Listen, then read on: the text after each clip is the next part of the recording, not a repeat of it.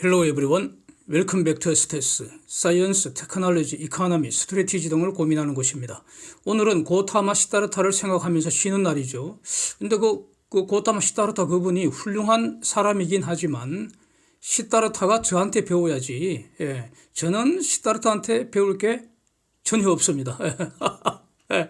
그래서 오늘은 보다 더 장기적인 좀 근본적인 주제를 갖고 한번 놀아보려고 합니다.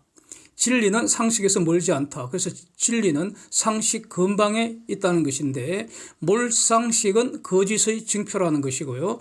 그래서 근본적인 이 상식을 정리한다는 것은 곧 근본적인 진리를 정리한다는 것과 같은 말이지 않겠습니까? 그래서 적어도 사람이 죽기 전에 적어도 한 번쯤은 이런 근본적인 상식은 한번 정리를 해야 되지 않겠나 싶습니다. 지구 표면에 대략 한 4분의 3이 물이죠. 퉁쳐서 대략 생명체, 즉 모든 동물, 식물은 체중의 대략 한 4분의 3도 물입니다. 이 4분의 3의 이 비율이 참 신비롭습니다. 물의 본질이 뭡니까? 수소 2개를 산소 1개가 꽉 붙들고 있는 그런 겁니다. 수소는 몇 팔이고요. 팔이 1개고요. 산소는 양팔, 즉 팔이 2개라는 거 아닙니까? 그래서 산소 하나가 수소 2개를 꽉 붙들고 있다. 이렇게 설명을 하고 있죠. 하나님은 물을 이용해서 하늘을 define, 즉 정의를 하셨습니다. 창세기 1장 6절에서 8절을 보시면 그 제가 사진에 붉은색 사각 박스를 쳐놨습니다. 창조주 하나님께서 정의하시기를 하늘이란 물과 물 사이입니다. 그렇죠? 하늘이란 물과 물 사이입니다. 천지 창조 둘째 날 사건인데 그래서 하늘 아래 지구에도 물이 있지만 하늘 위, 즉 우주에도 물이 있다는 것이 창세기에서 배우는 내용입니다. 우주 걸음마 시대인 요즘 달에서 또는 화성에서 물의 흔적을 찾았다 이런 뉴스가 나와도 놀랄 일 전혀 아니라는 겁니다.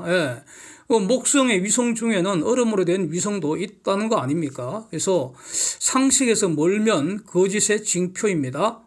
사람이 사람 낳고 개는 개를 낳고 사과나무에 사과 열리는 것이 상식인데 원숭이가 세월이 지나면 사람을 낳을 수도 있을 거다. 이런 거는 상식에서 멀고요. 그래서 경험 측에서 어긋난다. 이렇게 평가하는 것이고 확립된 과학 법칙인 유전 법칙과 완전히 다르다. 즉 논리칙에 반한다. 이렇게 말한 거 아닙니까? 그래서 진화론은 경험칙과 논리칙에 모두 어긋나서 거짓이라는 것이고요. 즉 마귀의 주장이라는 겁니다. 그래서 가짜뉴스 퍼뜨리고 선동하는 것은 마귀 도적대의 본성이라는 것이기 때문에 그래서 민주당이라고 불리고 싶은 민주 파괴당의 본질은 더불어 사기 조작 마귀 도적당이 아니겠나 이렇게 평가하는 것이 현명한 것이고요. 그렇습니다. 지구에 수소가 없으면 지구에 생명현상 없습니다.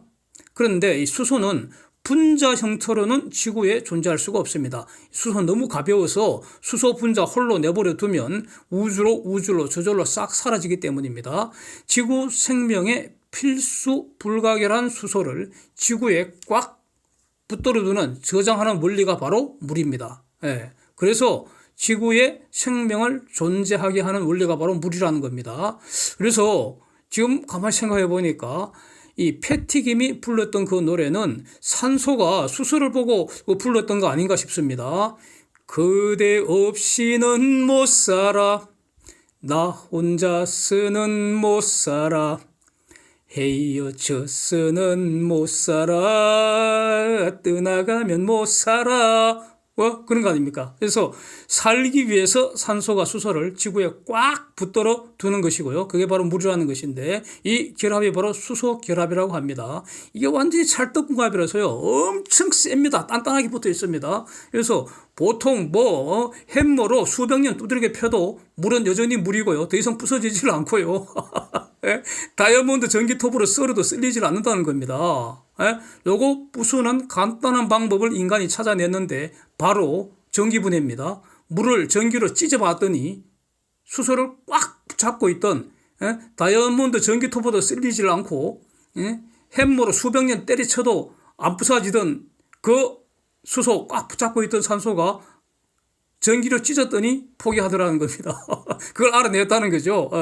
그러면 산소에 사로잡혀 있던 그 수소가 드디어 자유를 얻는다. 해방된다. 자유수소, 해방수소는 그러면 지구에 머물지를 않는다는 겁니다. 우주로 떠나가 버린다는 겁니다. 그게 수소의 본질이라는 겁니다. 그래서 이렇게 한번 떠난 수소는 절대로 영원히 다시는 지구에 돌아오지를 않습니다.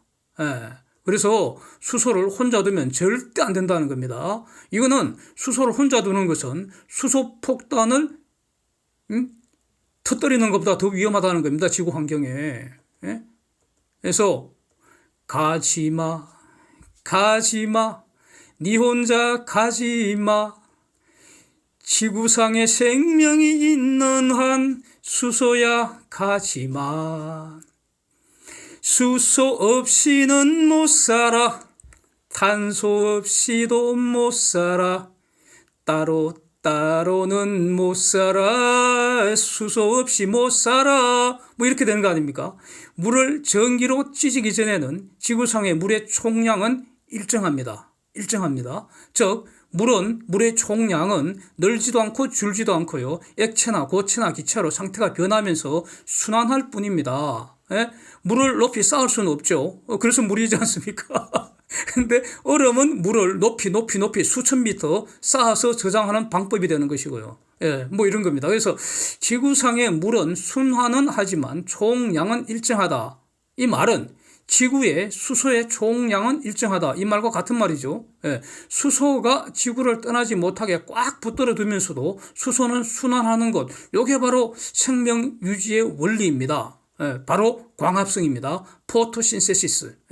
살아있는 식물의 잎사귀, 식물의 잎사귀고 흔한 식물의 잎사귀, 녹색 잎사귀, 고기는 햇빛 중에서 주로 붉은색하고 파란색 계통만 흡수하고 녹색은 반사한다는 겁니다. 이걸 선택적 흡수 또는 선택적 반사가 일어난다는 건데, 이 과정은 매우 부드럽게 아주 편안하게 아주 수월하게 물에서 수소를 분리해낸다는 겁니다. 그러면서 햇빛 에너지를 식물의 그 에너지, 식물이 사용할 수 있는 에너지 형태, ATP라고 하죠. 그렇게 전환시키는다는 겁니다. 요거는 햇빛이 있어야 일어나는 사건이라고 해서 Light Dependent Reaction, 즉 명반응이라고 합니다. 광합성의 명반응. 그래서 전기분해라는 것은 물을 전기로 찢어서 부숴버리는 그런 것이라면은, 명반응은 물이 아주 기분 좋게, 산소가 지금 수소로 꽉 붙들고 있느라고 너무 지쳤을 거 아닙니까? 그래서 산소를 잠시 휴식시켜주는 것, 휴가 보내주는 것, 그런 과정이라는 거 아닌가 싶습니다. 생명 파괴적인 전기분해와 생명 친화적인 명반응, 이렇게 말할 수 있지 않을까 싶습니다. 그래서 그 명반응 다음 단계가 바로 수소를 전달해 주면은 수소, 탄소를 결합시킨다. 그래서 포도당을 만들어내는 것이죠. 그 포도당을 만들 때 필요한 에너지가 바로 그 명반응에서 만들었던 ATP 에너지 사용하는 것이고, 뭐 그런 거 아닙니까? 이런 것은 햇빛과 무관하게 일어나는 사건이다. 그래서 포토 인디펜던트 리액션, 암반응이라고 하죠. 그래서 요걸 연구한 사람이 칼빈이니까 칼빈 회로 또는 칼빈 사이클이라고 말하는데, 핵심은 이 과정에서 포도당이 만들어진다는 것, 포도당 합성 회로라는 겁니다. 포도당, C6H12O6입니다. 탄소, 수소, 산소를 아주 교묘하게 섞어서 딱 붙여놓은 겁니다, 저거. 오직 식물만이, 살아있는 식물만이 저런 재주를 갖고 있다는 것이고요. 그런데 지구상 모든 생명의 양식이 바로 포도당이라는 겁니다. 즉 에너지원입니다. 포도당만이 생명의 에너지원입니다. 그리고 포도당이 단백질과 지방을 만드는 원재료가 되는 거 아닙니까? 그래서 생명 시작의 출발점이 바로 이거 아니겠습니까? 그래서 지금 가만히 보면은 창조주 하나님이 첫째 날 만든 그 빛, 라이트, 빛하고 둘째 날 등장한 물, 요 상호작용이 이 생명유지 본질 아니냐. 여기에 수소 순환, 또 탄소 순환에 비밀이 있는 거 아니냐. 뭐 이렇게 정리가 되는 겁니다. 그래서 이 생명을 위해서는 지구에 수소를 꽉 붙들어 둬야 합니다. 지구 수소 총량이 일정하게 유지가 돼야 합니다. 그래서 우리가 인간이 특별히 할 일이 없고요. 가만히 내버려 두면 이렇게 되는 겁니다. 예. 수소가 지구를 떠나버리면은 결국 지구의 생명이 사라지게 되는 거죠. 그렇게 됩니다. 뭐 달처럼 화성처럼 이렇게 되는 거죠. 인간이 가만히 내버려 두면 되는데, 그러면 유지가 되는데, 인간이 만약에 물을 전기로 자꾸 찢어대면 어떻게 됩니까? 즉 다시 말하면 인간이 상업적으로 대규모로 물을 전기분해 해대면은, 그러면 세월이 갈수록 물이 서서히 영원히 사라지게 된다 이겁니다. 총량이 유지가 안 된다는 겁니다. 지구상의 물의 총량이 일정하게 유지되는 것이 아니라 지속적으로 사라지고 줄어든다. 즉 지구상에서 수소가 서서히 그러나 지속적으로 우주로 사라져 없어진다 이겁니다. 사라진다는 것이죠. 예. 수소 자체가 우주에서 없어지지는 않죠. 예. 우주의 수소 총량은 유지가 될 겁니다. 지구의 수소의 총량이 유지가 되어야 되는데 그건 안 되는 거죠. 그래서 지난 영상에서 봤지 않습니까? 직전 영상에서 수소 연료전지 추진 컨테이너선 요 사례에서 그때 예를 들었던 게 이런 거 아닙니까? 가령 전력 1000kWh로 물을 찢어버리면은 수소 3 내지 4kg가 생긴다는 건데, 그러면 그만큼 물이 사라지는 거 아닙니까? 그렇잖아요. 그러면은 저렇게 나온 수소 중에 일부는 우주로 영원히 사라지게 될 것입니다. 네? 물론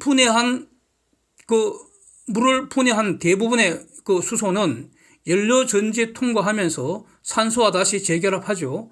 그래서 에너지를 만들어내고 물로 돌아갑니다. 근데 왜 100%는 아니잖아요. 100%는 아닙니다. 이게 중요합니다. 안고는 여기에 있습니다.